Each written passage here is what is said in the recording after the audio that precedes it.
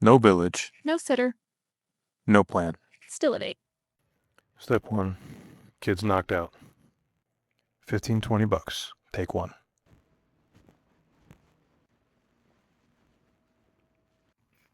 First thing is a buffalo chicken.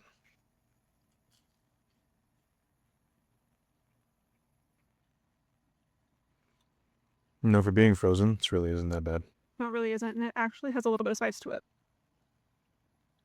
It needs some type of dip, and then I think that would be good. Yeah, it needs like a ranch or blue cheese. Something. Yeah, your typical like buffalo. What's the screen thing? What's the screen thing? That is the dill pickle potato pillows. That's a fucking mouthful, but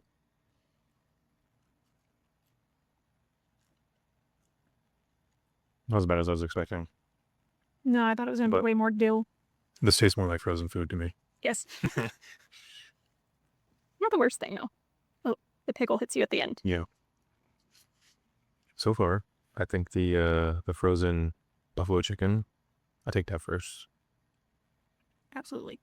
So the buffalo chicken, I'm gonna go like a 7 out of 10.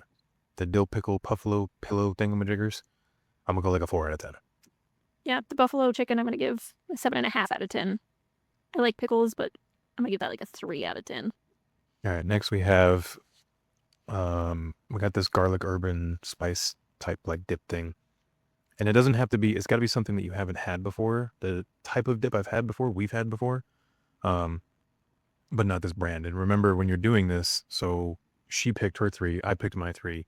It's 3 things I haven't tried. She may have had these things before, but I haven't. And then she had to pick 3 things that she hasn't had before. And that's how we got here. Yeah, but a lot of things he has not had, I also have not had. All right, so we're going to do this.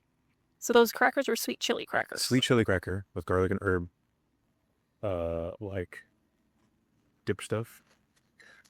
I'm gonna try the cracker first. I'm gonna try the whole thing.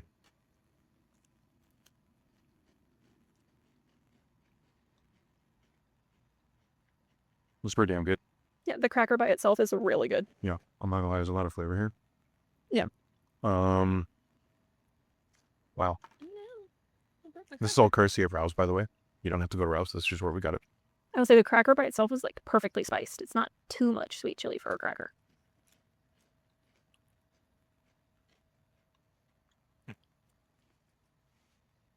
Goes really well with the dip. Mm-hmm. Because sometimes garlic is just too much, but that works. I'm gonna be honest. I'm gonna give that like an 8.5 out of 10. That's a good. There's a lot of flavor there, but that's a good just kind of snack around the table. You get home, whatever. Yeah, I'm gonna give it a 9 out of 10. The crackers by themselves, I'm gonna give like a 9.5 out of 10. But I like sweet chili. I didn't do the crackers, but I think the garlic and herb and the coolness texture of the dip does a really good job soothing out the cracker, because I think the cracker alone for some people could be too much. What do we got next? So these are the special sauce flavored chips. Oh, so as you know, In-N-Out has special sauce, McDonald's has special sauce, everybody has special sauce. That's all the same shit, Styles Allen. It smells barbecuey though.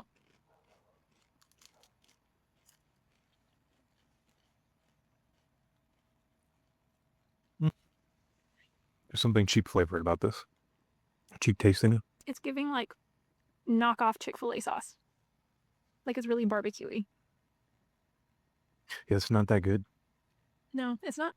I'm gonna give that like a 4 out of 10. That's really, see, they tried to do something too much. I don't know what, but something is overdone. I'm gonna give it like a 4.8 out of 10. So far, this hasn't been horrible. I'm gonna get a little drink in here. We got the Vilo coconut milk, so this is a little bit of aloe and coconut milk. Little green guy. Melon flavored. That's magnetic.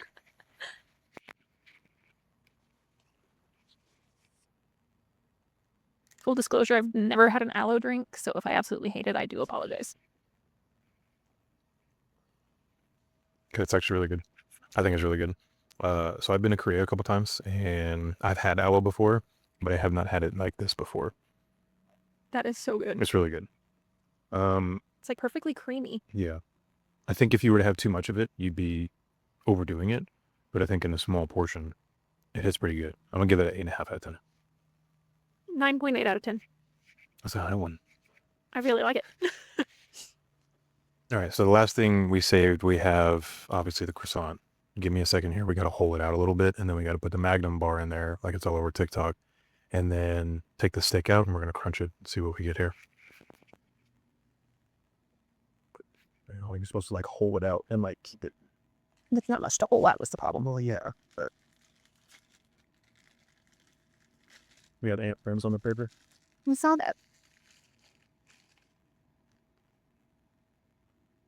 Well, we didn't hold this out. We cut it in half. We're gonna make it work. By the way, you take it, you stuff it. Spelt it quite a bit, and then you get a little crunch and a melting, and then you're just gonna kind of take a bite. Let's clean the tobacco. Sorry.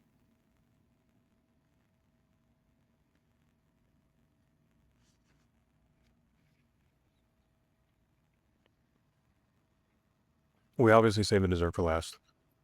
Naturally, no, it just happened that way. I think the chocolate and the croissant, like if you ever had a chocolate pastry croissant in general, it goes really well together. And the dairy, I don't know how it works, but it works with the bread. Yeah, no, it's like a sweet and savory, but not too much savory. It's got the right amount of saltiness. For me personally, because I like sweets, I'm gonna give that a 9 out of 10.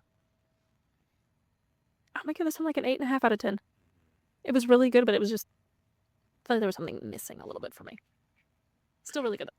So the concept of what we did tonight was fairly simple. We don't have a village. It's just the nature of what I do for a living. We don't have a village to help us with our kids. So we took the kids with us. We went to Rouse. We let them look around. We let them pick something for themselves because today's obviously special for us, but that's obviously the consummation of how we got to where we're at with them anyways.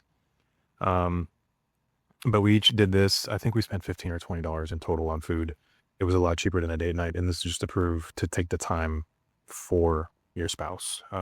This is our anniversary today, and we could have probably found a babysitter, probably could have gone out and eaten, but then you got to vet them, you got to find the right one, and if you don't have a village, you know what I'm talking about. So the kids are asleep, we came outside, and we decided to be food critics tonight.